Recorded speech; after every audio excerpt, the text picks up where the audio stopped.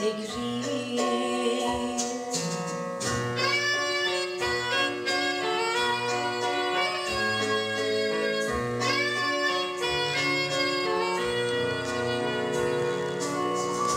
Wenn du auf Thomas Gottschalk stehst,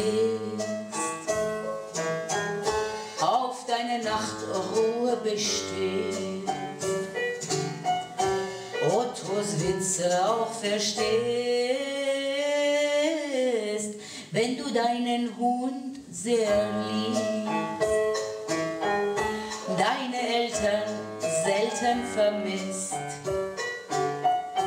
heißt es, dass du Deutsche bist.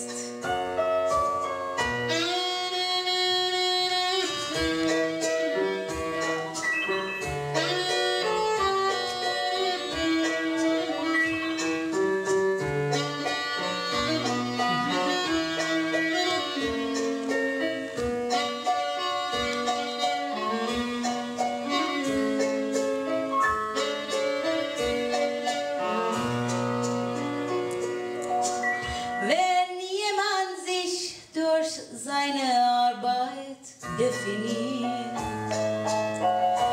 wenn jemand perfekt die Gefühle blockiert, wenn er jeden überall korrigiert, sich mit 30 sterilisiert, wenn jeder Winter ist er voll deprimiert, dann ist er integriert, dann ist er integriert.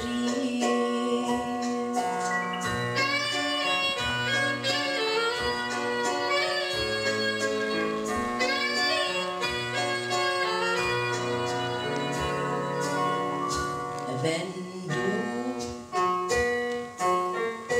gut über dich selbst mal lachst, nach Weiberfastnacht irgendwo aufwachst, auf Mallorca den Urlaub machst,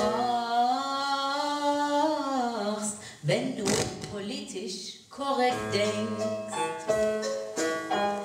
jeden deutschen Schlager kennst, Zeit, dass du dich Deutsche nennst. Wenn du jeden überall korrigierst, dich mit 30 sterilisierst, in jedem Winter bist du voll deprimiert, dann bist du integriert, dann bist du integriert, dann bist du integriert, dann bist du... Oh verdammt, ich bin sowas von integriert.